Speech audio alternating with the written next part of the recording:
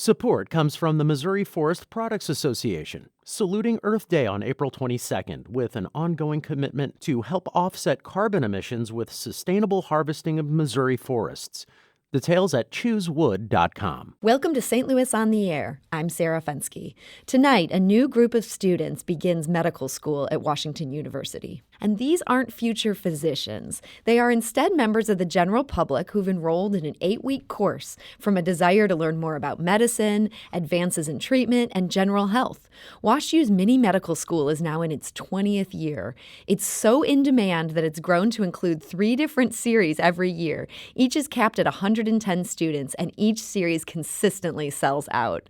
Joining me in studio to talk about this long-running, wildly popular course is Dr. Cynthia Wichelman, an associate professor of emergency medicine at Washington University. She's also the director of the mini medical school. Dr. Wichelman, welcome to the program. Hello. We're also joined by Dr. Alexandra Gutierrez. She's an associate professor of medicine at Washington University with a specialization in gastroenterology. Dr. Gutierrez, welcome. Thank you. What's an aspect of medicine that you wish you could learn more about? Give us a call at 314-382-8255. That's 382-TALK. Or you can send us a tweet at STL on air or email us at talk@stlpublicradio.org. Dr. Wichelman, you pushed for Washington University to start this mini medical school 20 years ago. Why did you do that? Well, actually, it started in 1999 in conjunction with Dr. Bill Peck, who was fully supportive of mini med school and actually spoke each session until he retired from his position as dean. I was inspired to have a mini med school at Washington University based on Dr. John Cohen's work at the University of Colorado. He had started a mini med school in the early 90s, and I was inspired by what he was able to convey to the general public and how and such a strong desire for the public to learn. So I felt WashU could offer this to the St. Louis community and that this would be a win-win situation. And so in 1999, we started up with Mini Med 1, and then, as you mentioned, it grew in popularity to Mini Med 2 and 3. Now, I read that back in 1999, there were at least 80 of these in the country, and only 1/4 of those remain today. What is driving that, do you think? Yes, back in its heyday, there was even a mini med school that was put on for the Congress. So it was a popular venue to educate folks about medicine. I will tell you they're expensive to put on, and over time, many institutions who have sponsored them have felt like they didn't feel it was worth their investment. WashU, on the other hand, has been very supportive and has focused on educating the communities. So I've been very grateful. So who ends up attending these mini medical schools? I'm sure there's a wide gamut, but who do you see coming through that door? Yeah, just about anyone you can imagine. So we're ages 15, you have to be in high school. So 10th grade on to our eldest attendee has been Virginia, who was 96 years old. Whoa. Yes, and she's an absolutely lovely woman. And she would have a driver, so she wouldn't have to drive at night. And so the backgrounds of the individuals who have taken mini med students is really all across the gamut.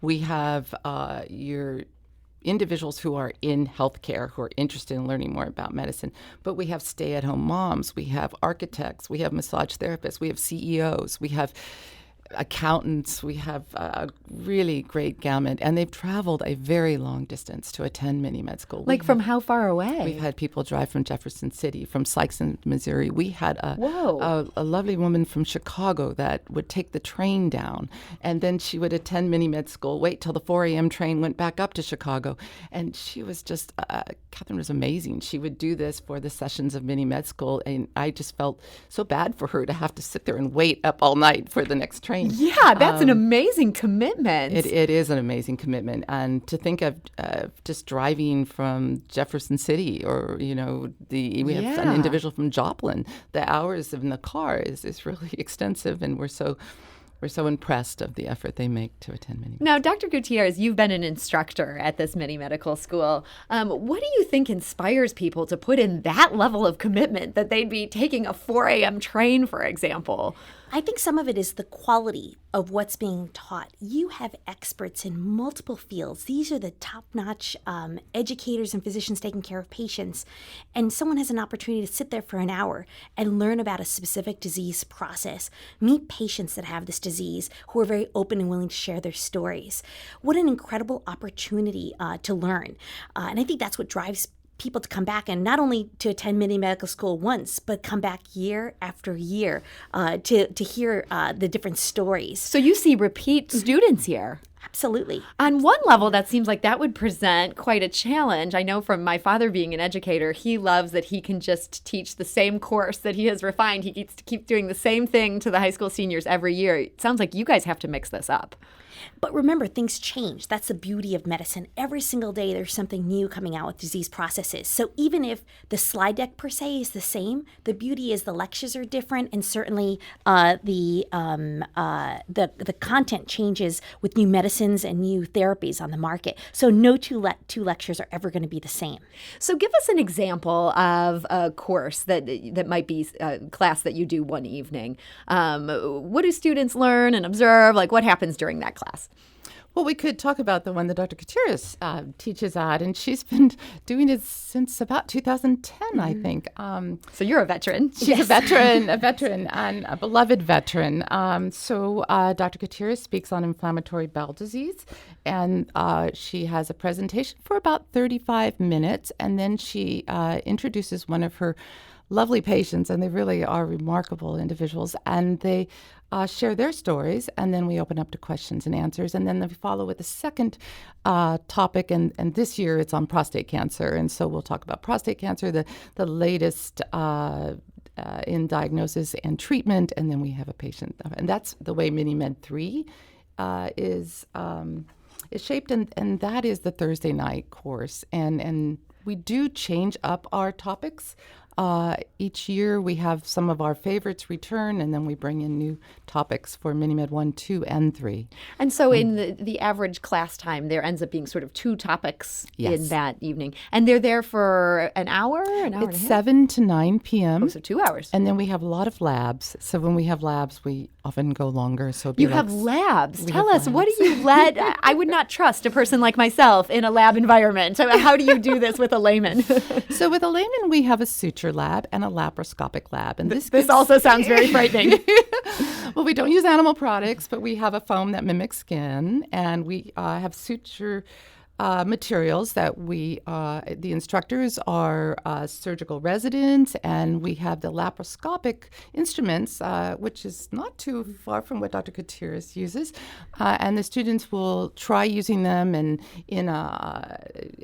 like a simulator environment, or picking up little plastic items just to learn how to maneuver them. We also have a number of other labs. In MiniMed 2, we have a physical therapy lab where the physical therapy faculty and their doctoral students teach us about posture and balance, and we break up into small groups for that. We have a lab on physical diagnosis, and we hire standardized patients, so we learn to examine the heart, the lungs, the abdomen.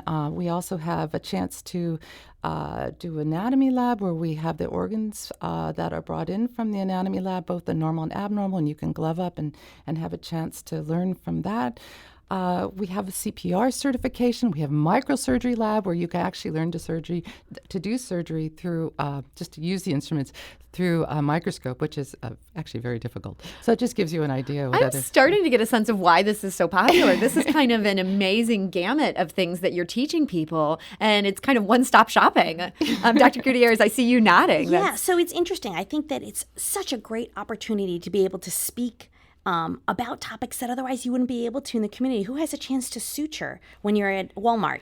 Really, that's something I really never. Offering is an opportunity to learn something, and to me, that's just great. And the other thing to keep in mind is that these are things that otherwise you see a physician do, perhaps in an emergency room or on TV, but it's great to actually see someone do it and actually learn how to do it. Maybe you won't be an expert in 15 or 20 minutes, but you'll understand the difficulty of what's being done or the utility of why we're doing certain things. Makes you a lot more knowledgeable as far as being a healthcare consumer. Mm-hmm. We've actually got a call from Jim in Bridgeton. And for those of you who are listening out there, if you do have a question or comment for Dr. Wichelman or Dr. Gutierrez, or you just want to talk about an aspect of medicine you'd like to learn more about, you can give us a call at 314 382-8255. That's 382-TALK. Or you can send us a tweet at STL on air or email us at talk@stlpublicradio.org. Let's go to Jim. Jim, hi, you're on St. Louis on the Air.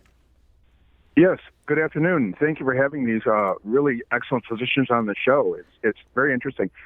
I hope the question I have isn't too far off topic, but I was wondering if the doctors could give any advice to people in the public as a means of combating the junk science behind all the vaccine stuff that's been going on, where people aren't wanting to vaccinate their children, and you end up with true public health hazards from it. That I have a technical background from WashU myself, and it makes me crazy when people start claiming autism and dangers of vaccines when it's beyond a doubt proven that they're safe and truly effective.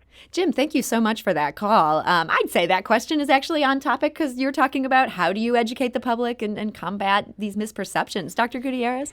So I would tell you, just with everything in medicine, as I sometimes joke about Dr. Google, the bottom line is that you're able to find information to support just about any opinion.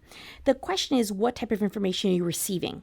I think the bottom line is you have to find evidence-based medicine and make an appropriate decision based on anything related to medicine, even your healthcare, vaccines.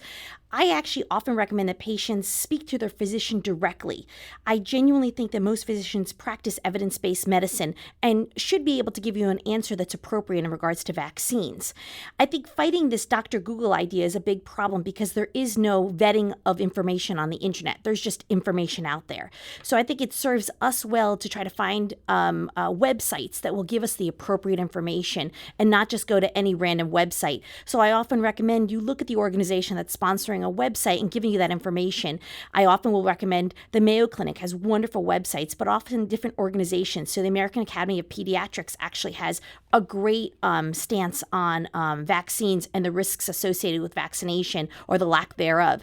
So I think going to the appropriate website is the other way to approach this. And I think that definitely helps combat poor information that's been received regarding vaccines.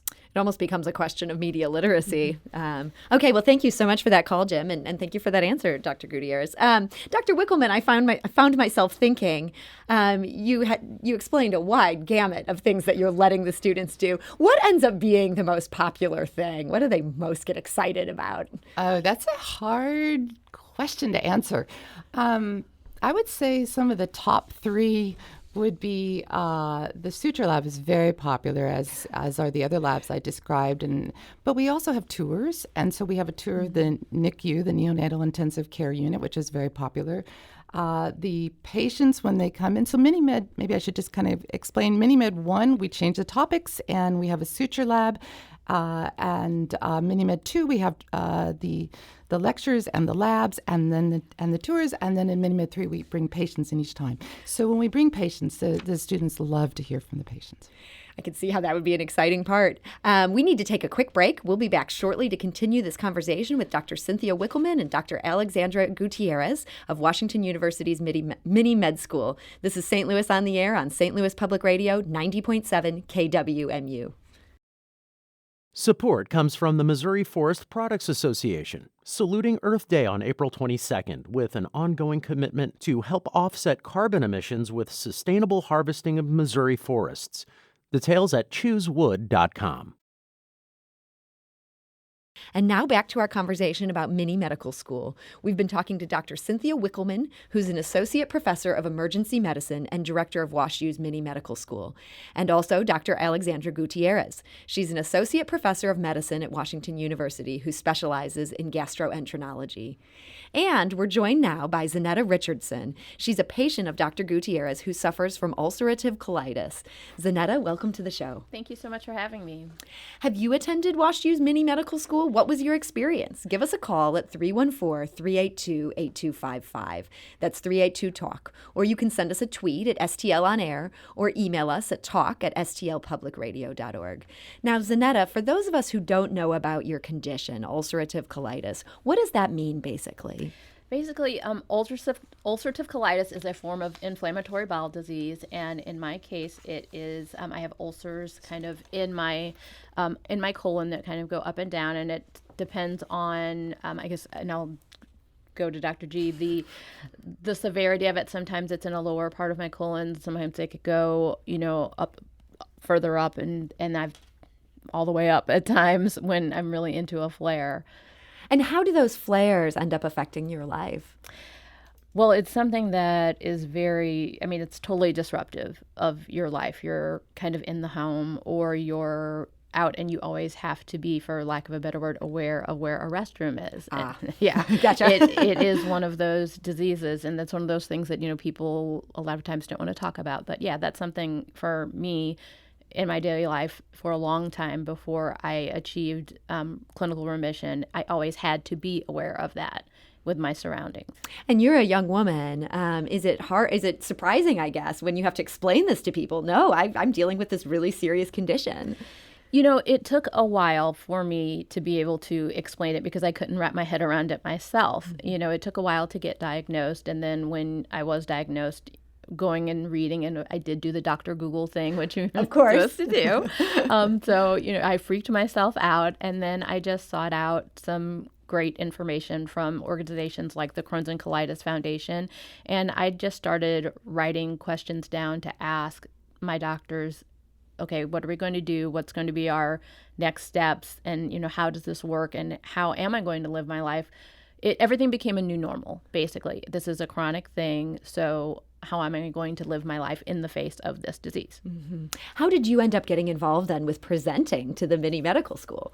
Well, Dr. G sent me a message and said, hey, do you want to come down and talk to the folks about your story? I've had the disease now for going on, I think I was diagnosed in 2004 officially. I started having symptoms in 2002.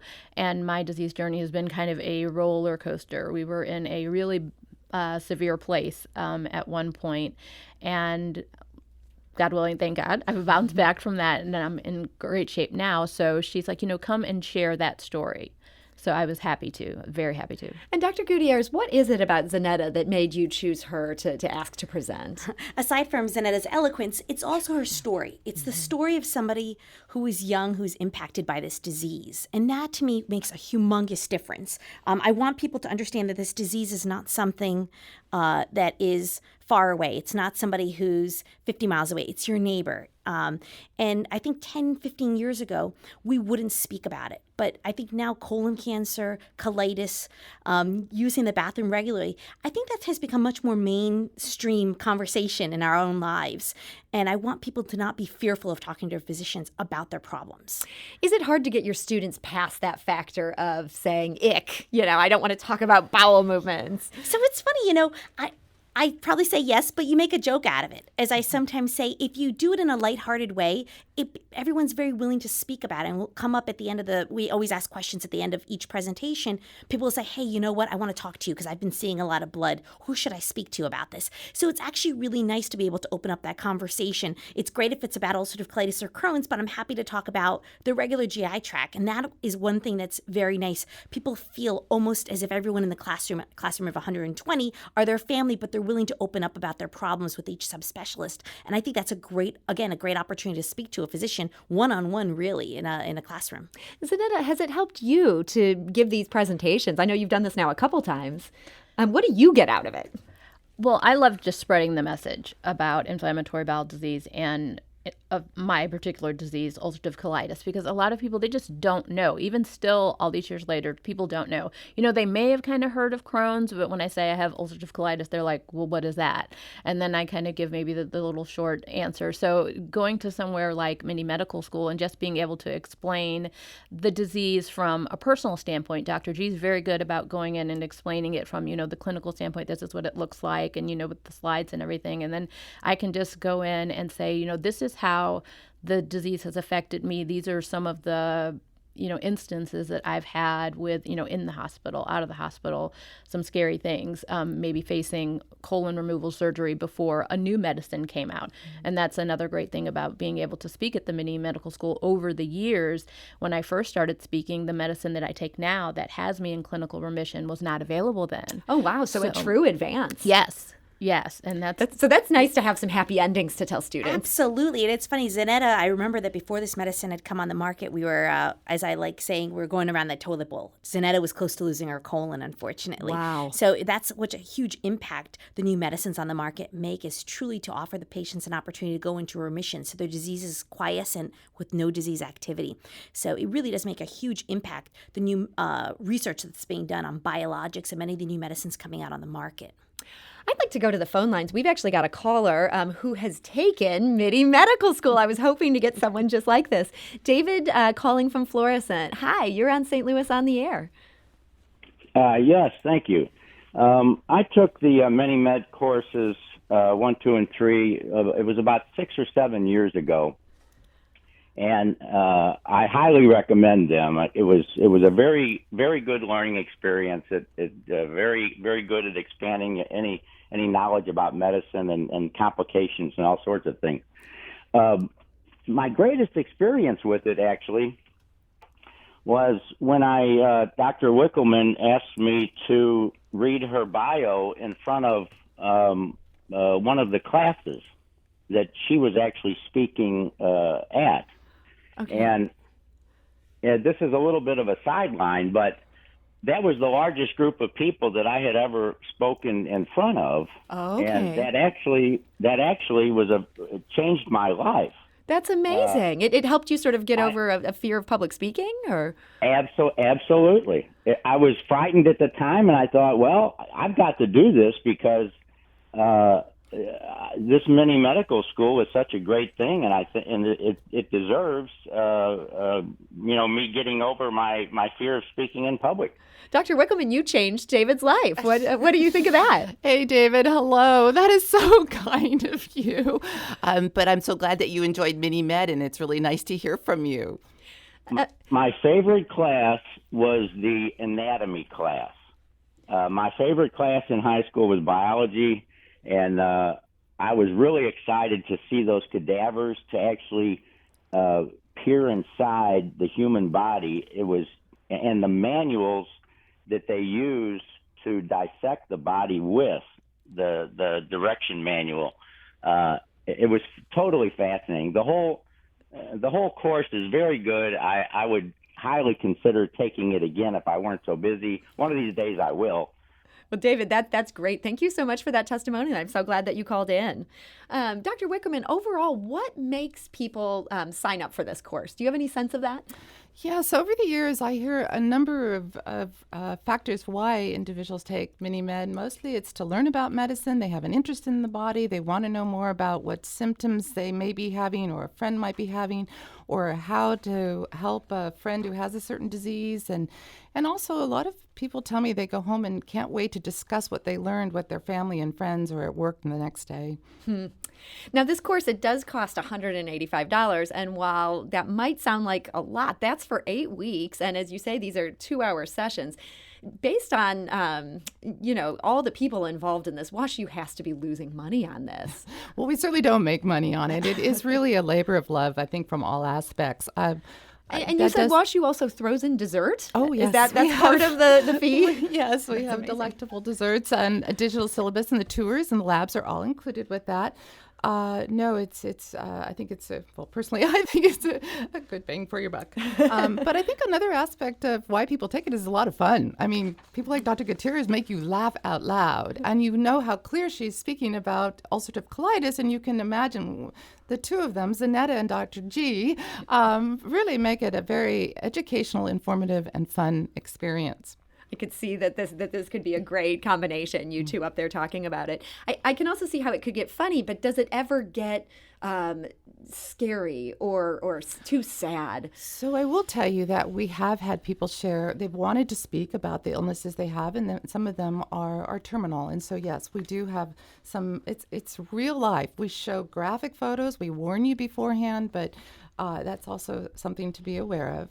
But it does give you a taste of what it would be like to be in medical school, and it's taught by our experts at WashU. We have the chair of psychiatry, the chair of neurosurgery that has spoken for years, and we have a number of outstanding experts that are there to share with you first account about the diseases and the disease process. And we're almost out of time here, but I did want to let people know that Mini Med School 3, that series does still have space in it. So you can call 314-362-6585 or look at minimed.worcester.edu. Dr. Cynthia Wichelman, Dr. Alexandra Gutierrez, and Zanetta Richardson, thanks so much for being here. This is St. Louis on the Air on St. Louis Public Radio, 90.7 KWMU.